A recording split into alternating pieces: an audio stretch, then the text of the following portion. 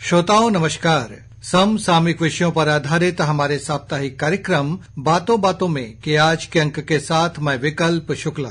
श्रोताओं, छत्तीसगढ़ में कल मानसून ने दस्तक दे दी है। अगले कुछ दिनों में पूरे प्रदेश में मानसून सक्रिय हो जाएगा। मानसून के आते ही लोगों को गर्मी से राहत मिली है और किसान भाइयों के चेहरे पर खुशी छा गई है। श्रोताओं, मानसून किस तरह बनता है और इसके आगे बढ़ने के लिए कौन सी परिस्थितियां अनुकूल होती हैं, इसके सहित ही मानसून के विभिन्न पहलुओं पर बात करने के लिए आज हमारे साथ हैं मौसम विज्ञानी HP चंद्रा। नमस्कार HP चंद्रा साहब, आकाशवाणी समाचार के इस कार्यक्रम में हम आपका हार्दिक स्वागत करते हैं। धन्यवाद। चंद्रा साहब, हम ये जानना चाहते हैं क्योंकि आप एक मौसम विज्ञानी हैं और ये जो मानसून है, क्योंकि हमारे जो भारत देश की यूं कहें कि अर्थव्यवस्था, खासतौर से जो कृषि अर्थव्यवस्था है, वो मानसून पर काफी निर्भर करती है और छत्तीसगढ़ प्रदेश जो है वो एक कृषि पर आधारित यहाँ की अर्थव्यवस्था है हमारे छत्तीसगढ़ राज्य की। तो मानसून का एक बड़ा महत्व होता है यहाँ पे किसानों के लिए भी और बाकी भी लोगों के लिए। तो सबसे पहले तो हम ये पूछेंगे कि मानसून जो शब्द है उसकी उत्पत्ति कैसे हुई, मानसून है क्या? देखिए, मानसून है अरबी शब्द मासिम का ही बिगड़ा हुआ रूप है जी, जिसका अर्थ ये होता है कि सीजन के हिसाब से हवा का चलना। चूंकि भारत में दक्षिण पश्चिम से जो आने वाली हवा है उससे बहुत अधिक मात्रा में नमी है, अरब सागर से आता है, साथ ही बंगाल की खाड़ी में सिस्टम बनता है। तो ये दोनों जो सागर है, एक अरब सागर और दूसरा है बंगाल की खाड़ी, ये दोनों के प्रभाव से लगभग मानसून सीजन भर भारत में बारिश दर्ज की जाती है। हम ये चाहते हैं कि थोड़ा सा विस्तार से बताएं कि मानसून जो है वो कैसे, मतलब इसके लिए स्थितियां कैसे बनती हैं बंगाल की खाड़ी में और श्रीलंका के आसपास जो ये बनता है, तो ये किस तरह से ये पैदा होता है और फिर ये कैसे आगे बढ़ता है। तो सबसे पहले तो ये स्थितियां कैसे बनती हैं, क्योंकि ये मई के आसपास ये स्थितियां, अप्रैल मई के आसपास ये जो बनती हैं और हम कहते हैं कि हाँ भाई ये मानसून के लिए बन रहा है, और फिर उसके बाद वो केरल में दस्तक देता है। तो हम सबसे पहले तो श्रोताओं की तरफ से जानना चाहेंगे कि किस तरह से मानसून जो है वो यूं कहें कि पैदा होता है। देखिए, वास्तव में ये ग्लोबल फिनोमिना है रहने के लिए। यहाँ पर होता ये है कि दक्षिणी गोलार्ध में एक मडगास्कर द्वीप है जी, वहां से हवा, चूंकि हाई प्रेशर बेल्ट है तो हवा की ये गुण होता है कि हाई प्रेशर बेल्ट में वो अंदर से बाहर की ओर आती है, फिर दक्षिणी गोलार्ध को पार करते हुए उत्तरी गोलार्ध में प्रवेश करता है। तो उस समय कुछ फोर्सेस जो पृथ्वी के घूर्णन गति के कारण से टर्न होता है, तो ये टर्न हो करके हमारे जो इंडियन रीजन में मुख्य रूप से अरब सागर और बंगाल की खाड़ी में है, इसमें प्रवेश करता है। तो उस कंडीशन पर देखते हैं कि भाई ये कंडीशन है, तैयार हो रहा है। तो उस कंडीशन पर सबसे पहले जो दक्षिणी बंगाल की खाड़ी के ऊपर में इसकी शुरुआत होती है, ये लगभग 15 मई के आसपास शुरू होती है। फिर बंगाल की खाड़ी में ही लगातार आगे बढ़ते रहता है, जिसमें कि अंडमान द्वीप समूह है उसको पार करते हुए ये श्रीलंका को पार करता है। उसके बाद में ये धीरे धीरे अरब सागर की ओर इसका विस्तार होते जाता है।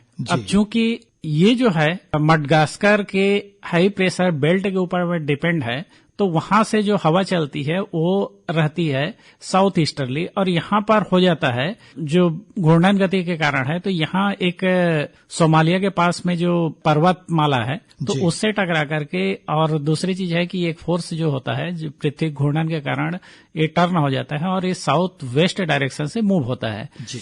अब इसकी जो प्रवेश है वो है केरल में, चूंकि केरल है सबसे नीचे में है जी, सबसे दक्षिण बिंदु है। यदि हम लैंड एरिया की बात करें तो वो सबसे दक्षिण में होने के कारण से सबसे पहले प्रवेश करता है। इसके प्रवेश के लिए बहुत सारे क्राइटेरिया होते हैं। एक तो है कि वहां पर लगातार बादल बनना चाहिए। दूसरी चीज है कि जो दक्षिण पश्चिम हवाएं हैं वो है 3.1 किलोमीटर ऊंचाई तक रहना चाहिए। तीसरी चीज है एक पर्टिकुलर बेल्ट है उसमें है वो रहना चाहिए। तीसरी चीज है कि उसकी ऊंचाई कम से कम 3.1 किलोमीटर आए। और चौथी चीज है कि वहां पर 14 स्पेसिफिक स्टेशन है जिसमें 2.5 मिलीमीटर बारिश है। 75% स्टेशनों में लगातार 2 दिन होना चाहिए। तो दूसरे दिन है मानसून के आगमन का डिक्लेरेशन होता है। मतलब ये 2 दिनों तक जब लगातार बारिश हो जाती है उन स्टेशंस में केरल के, तब यह माना जाता है कि भारत में मानसून जो है उसने दस्तक दे दी है, प्रवेश कर लिया है जी। तो इसमें जब हम कहते हैं केरल में जैसे मानसून ने दस्तक दे देता है, मानसून करीब जून के पहले हफ्ते में आमतौर पर जो है ऐसा माना जाता है कि वो दस्तक देता है, उसके बाद वो आगे बढ़ता है धीरे धीरे। तो ये किस तरह से आगे बढ़ता है और किन क्षेत्रों से होता हुआ ये आगे बढ़ता है, इसके बारे में भी बताइए। देखिए, मानसून है केरल में प्रवेश कर जाता है, उसके बाद में ये फिर वापस बंगाल की खाड़ी में पहुंचता है। बंगाल की खाड़ी में पहुंचने के बाद में चूंकि पृथ्वी की घूर्णन गति है, उससे एक फोर्स है जिसको हम लोग कोरियालिस फोर्स कहते हैं। तो कोरियालिस फोर्स के कारण से वो उत्तर पश्चिम दिशा की ओर मुड़ जाता है, जिसके कारण से उत्तर पूर्व के जो राज्य हैं वो कवर करना चालू करता है। तो अब हमारे पास दो स्थितियां आ गई। एक तो जो अरब सागर के जो पश्चिमी तट है उधर से एक ब्रांच आगे बढ़ता है, दूसरी चीज है कि जो उत्तर पूर्व के राज्य से होते हुए ये उत्तर पश्चिम दिशा की ओर आगे बढ़ता है। यानी कि देखा जाए तो वो उत्तर पूर्व के राज्य होते हुए पश्चिम बंगाल में आता है, उसके अंदर बिहार है, उड़ीसा को कवर करता है, इस तरह से उत्तर पश्चिम की दिशा की ओर आगे बढ़ता है। साथ साथ ये दक्षिण से उत्तर की ओर बढ़ता है, पश्चिमी तट है अरब सागर से जो लगा हुआ क्षेत्र है यहाँ पर आगे बढ़ते जाता है। तो ये जो स्थिति है तो एक कर्व के रूप में बनता है यदि देखें तो यहाँ पर जैसे महाराष्ट्र कवर किया तो इधर विदर्भ को कवर करता है, इधर है छत्तीसगढ़ के कुछ भाग दक्षिणी भाग को कवर करता है, उधर उड़ीसा का भी भाग को कवर कर लेता है, उधर झारखंड है, बिहार में कर लेता है। तो इस तरह से एक कर्व के रूप में बनता है, धीरे धीरे आगे बढ़ते जाता है और अंत में राजस्थान में लगभग 15 जुलाई के आसपास ये पहुंचता है। जब पूरे राजस्थान में पहुंच जाता है तो एक खास सिस्टम तैयार होता है जिसको हम लोग बोलते हैं मानसून द्रोणिका। तो मानसून द्रोणिका जो रहता है तो ये एक तरह से पंप का कार्य करता है। यहाँ पर एक खास बिंदु ये है कि पाकिस्तान है और राजस्थान के जो लगे हुए क्षेत्र हैं, जकोबाबाद करके पाकिस्तान में है, तो वहां पर है बहुत ज्यादा गर्मी रहता है। तो गर्मी रहने के कारण से वहां निम्न दाब का क्षेत्र बनता है। वहां से एक द्रोणिका है वो बंगाल की खाड़ी में हेड बे ऑफ बंगाल जिसको बोलते हैं, मुख्य रूप से उत्तर पूर्व बंगाल की खाड़ी तक वो विस्तारित रहता है। तो यह है जैसे जैसे मानसून प्रबल होते जाता है वैसी वैसी इसकी गहराई, आकाश में गहराई मतलब वातावरण में गहराई है वो बढ़ते जाता है। इवन ये 5.8 किलोमीटर तक भी पहुंच सकता है।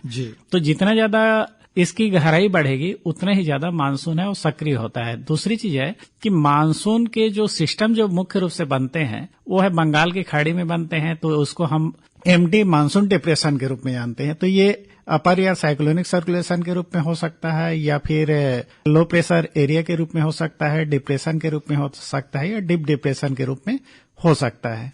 ये जो सिस्टम बनते हैं जनरली उत्तर पूर्व बंगाल की खाड़ी में बनते हैं और ये लगभग ये द्रोणिका के अनुदिश उत्तर पश्चिम दिशा में आगे बढ़ते जाता है। दूसरी चीज है कि अरब सागर से बहुत अधिक, चूंकि इस समय मानसून के सीजन में जो हवा की गति है वो काफी रहता है, 3.1 किलोमीटर ऊंचाई पर लगभग इसकी गति है 30 MPS, यानी कि लगभग कहें तो ये 100 किलोमीटर से ज्यादा, 100 किलोमीटर प्रति घंटे से ज्यादा की गति से आता है। तो बहुत अधिक मात्रा में नमी लेकर के आता है और उधर से सिस्टम आता है। तो ये दोनों के कंबाइंड इफेक्ट से सबसे पहले जो पश्चिम बंगाल है, उड़ीसा है, उसमें ज्यादा बारिश होती है, उसके अंदर धीरे धीरे झारखंड में आती है, छत्तीसगढ़ में है, फिर मध्य प्रदेश हो गया, इधर विदर्भ हो गया, ऐसे करके ये राजस्थान तक पहुंचता है। जी चंद्र साहब, आपने बताया कि चरणबद्ध तरीके से मानसून आगे बढ़ता है। अब हम ये जानना चाहते हैं कि मानसून जो आगे बढ़ता है उसको आगे बढ़ने के लिए कौन सी अनुकूल परिस्थितियां होती हैं।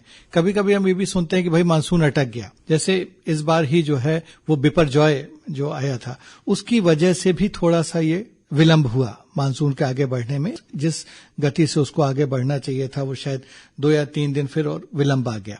तो ये तो खैर एक कारण है, और कौन से कारण होते हैं, मतलब दोनों तरह से मैं जानना चाहता हूं कि उसके अनुकूल परिस्थितियां कौन सी होती हैं, और यदि मान लीजिए वो आगे नहीं बढ़ पा रहा है, अटक गया है, तो वो कौन सी परिस्थितियां होती हैं जिससे कि मानसून में विलंब हो जाता है। मतलब भारत में प्रवेश कर गया, केरल भी आ गया, उससे भी थोड़ा आगे बढ़ गया, लेकिन फिर कभी कभी हम सुनते हैं वो अटक गया, ठीक है, छत्तीसगढ़ पहुंचने में और 3-4 दिन या 1 हफ्ते का डिले हो गया। तो ऐसी कौन सी परिस्थितियां होती हैं? देखिए, ये जो सारे क्राइटेरिया लगभग है वो केरल में पहुंचने के लिए जो रहता है कि एक विंड फील्ड में विंड स्पीड है 20 नॉट से या उससे अधिक है होनी चाहिए सरफेस से लेकर के 3.1 किलोमीटर तक।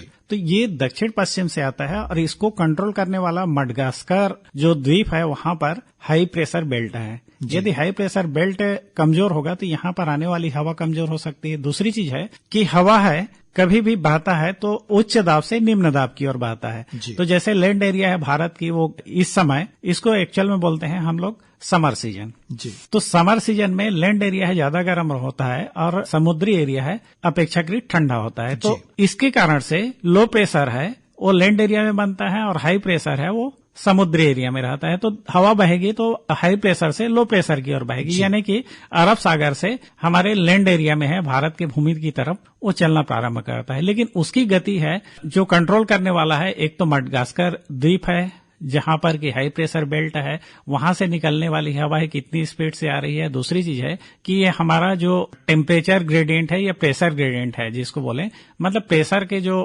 अंतर जो रहता है तो उसको हम प्रेशर ग्रेडियंट के रूप में जानते हैं। तो प्रेशर ग्रेडियंट जितना ज्यादा होगा उतनी ही तेजी से मानसून आगे बढ़ेगा। प्रेशर ग्रेडियंट जैसे ही कम होगा मानसून की गति कम हो जाएगी। दूसरी चीज है कि कहीं भी क्षेत्र में जैसे सुने होंगे कि ये आज मानसून है यहाँ तक पहुंच गया, यहाँ तक पहुंच गया, तो जिस एरिया में मानसून को आगे बढ़ाते हैं उस एरिया में सबसे पहले कि ये विंड फील्ड है। विंड फील्ड मतलब सरफेस से लेकर के एक स्पेसिफिक हाइट तक जो विंड की गति है वो एक पर्याप्त रहनी चाहिए। दूसरी चीज है कि उस क्षेत्र में नमी की मात्रा है वो बढ़ जाना चाहिए। तीसरी चीज है बारिश है वो कम से कम उसके 75% के आसपास है, क्षेत्रों में 2.5 मिलीमीटर या उससे अधिक होनी चाहिए। तो ये जनरली एक पर्टिकुलर क्षेत्र जैसे नीचे की तरफ से ऊपर की ओर ले जा रहे हैं या क्षेत्र में है तो उसी से ही आगे बढ़ाएंगे। अब मान लीजिए कि छत्तीसगढ़ में बारिश हो रही है लेकिन हम दिल्ली में लगातार बारिश होने के बावजूद भी दिल्ली में मानसून डिक्लेयर नहीं कर सकते। अभी आपने छत्तीसगढ़ का नाम लिया तो हम ये जानना चाहते हैं कि छत्तीसगढ़ में यदि हम बात करें तो मानसून कहाँ से प्रविष्ट होता है और फिर किस तरह से वो आगे बढ़ता है, और यदि छत्तीसगढ़ में मानसून का हम प्रवेश करें तो इसके लिए क्या मापदंड होते हैं, कब आप ये डिक्लेयर करते हैं कि हाँ ये मानसून अब छत्तीसगढ़ में पहुंच गया है? मानसून की शुरुआत है छत्तीसगढ़ में सबसे पहले, चूंकि अपना आखिरी स्टेशन है दक्षिण की ओर वो जगदलपुर है, तो जगदलपुर से प्रारंभ होता है। जो अभी जो नया सामान्य तिथि आया है वो है 13 जून को, मतलब हमें माने जो बस्तर रीजन है वहां से प्रवेश करता है जी। दूसरी चीज है रायपुर पहुंचने की सामान्य तिथि है 16 जून को, 17 को बिलासपुर है और 21 जून को अंबिकापुर है जी। तो यहाँ पर होता यह है कि चूंकि दक्षिण से उत्तर की ओर धीरे धीरे मानसून है वो आगे बढ़ता है। अब चूंकि आगे बढ़ेगा तो इसके लिए ये जरूरी है कि उस क्षेत्र में लगातार बारिश होनी चाहिए, कम से कम 2 दिन है वो, तो दूसरे दिन है वो डिक्लेयर करेंगे। तो इस साल की जैसे मैं क्राइटेरिया बता रहा हूँ, इस साल अच्छी बारिश है बस्तर में हो रही है, लेकिन चूंकि महाराष्ट्र है उससे लगे तेलंगाना है, इसमें है अच्छी बारिश नहीं होने के कारण से मानसून को आगे बढ़ाने में थोड़ी परेशानी अनुभव हो रही है। क्योंकि इस क्षेत्र में यदि लगातार 2 दिन बारिश हो जाता है तो उसके बाद में डिक्लेयर कर सकते हैं। बाकी क्राइटेरिया है विंड, नमी की मात्रा है काफी ज्यादा हो चुका है, और दूसरी चीज है कि विंड फील्ड में कोई कमी नहीं है, केवल कमी है तो केवल वर्षा का। जैसे ही वर्षा उस क्षेत्र में होता है वैसे ही यहाँ पर मानसून डिक्लेयर कर सकते हैं जी। छत्तीसगढ़ में जो है वो आमतौर पे जो मानसून का सीजन होता है उसके दौरान कितनी वर्षा दर्ज की जाती है, एक औसतन, मतलब यदि हम एक सीजन की बात करें तो औसत रूप से कितनी दर्ज की जाती है कि हाँ भाई अब ये संतोषजनक वर्षा हो गई है? देखिए ये 4 महीने का जो सीजन होता है 1 जून से लेकर के 30 सितंबर तक का, तो पूरे प्रदेश का औसत आता है 1141.2 मिलीमीटर जी। तो इसमें है यदि ±20% है तो इसको हम नॉर्मल के रूप में जानते हैं कि यदि 81% हो गया या उससे ज्यादा हो गया तो उसको हम एक नॉर्मल मानसून के रूप में जानते हैं। ये स्थिति रहता है, अलग अलग जो जगह है क्षेत्र के अनुसार से उसकी जो नॉर्मल है वो अलग अलग होती है। अब एक अंतिम सवाल चंद्र साहब, ये हम कहते हैं कि रिट्रीट ऑफ मानसून मतलब मानसून की वापसी, वो जैसे आपने कहा राजस्थान तक पहुंच जाता है फिर वहां से वो वापस होना शुरू होता है और फिर हम आखिरी में सितंबर के आखिरी में कहते हैं भाई मानसून विदा हो गया। तो ये विदाई हम कैसे मानते हैं, उसके लिए क्या परिस्थितियां बनती हैं? क्योंकि प्रवेश का तो भी आपने पूरा विस्तार से बताया, अब जो उसकी रवानगी होती है वो किस तरह से होती है, कब रवाना होता है, उसके लिए क्या स्थितियां बनती हैं, ये भी हमारे श्रोताओं को आप बताइए। देखिए वास्तव में होता यह है कि जो मानसून सीजन खत्म होता है तो ये साउथ वेस्ट डायरेक्शन में हवाएं चलती है। यदि उत्तर पूर्व से हवा है तो उस कंडीशन पर, मतलब इसी को बोलते हैं विंड का परिवर्तित होना जी। ठीक 180 डिग्री उसमें चेंज आ जाता है। दूसरी चीज है कि राजस्थान के ऊपर में एक एंटी साइक्लोन बनना चाहिए। तीसरी चीज है कि नमी है जो वातावरण में काफी स्तर तक जो बना रहता है उसमें रिडक्शन होनी चाहिए। तीसरी चीज है कि यहाँ पर लगातार 5 दिन तक बारिश नहीं होना चाहिए। तो वहां से राजस्थान से मानसून की विदाई है वो करना प्रारंभ करते हैं। और जिन जिन क्षेत्रों से मानसून की विदाई करते हैं उन क्षेत्रों में मुख्य रूप से ये है कि लगातार 5 दिन तक बारिश नहीं होनी चाहिए। और दूसरी चीज है कि मॉइस्चर का लेवल है वो सार्थक रूप से घटना चाहिए, नमी के स्तर कम होना चाहिए। जी, नमी की मात्रा और स्तर दोनों कम हो जाए तो उस कंडीशन पर उस क्षेत्र को मानसून की विदाई के रूप में जानते हैं। बहुत बहुत धन्यवाद चंद्रा साहब। आपने मानसून, हालांकि एक बहुत ही विस्तृत विषय है, लेकिन फिर भी आपने हमारे श्रोताओं को काफी अच्छे से सैद्धांतिक तौर पर मानसून क्या होता है, किस तरह से आगे बढ़ता है, क्या परिस्थितियां होती हैं, उसके लिए आपने बहुत अच्छे से बताया। हम आकाशवाणी समाचार की ओर से और अपने श्रोताओं की ओर से आपका हार्दिक आभार व्यक्त करते हैं। Thank you. तो श्रोताओं, ये था समसामयिक विषयों पर आधारित हमारा साप्ताहिक कार्यक्रम बातों बातों में। अगले हफ्ते एक नए विषय के साथ हम फिर हाजिर होंगे। अब हम आपसे विदा लेते हैं। नमस्कार।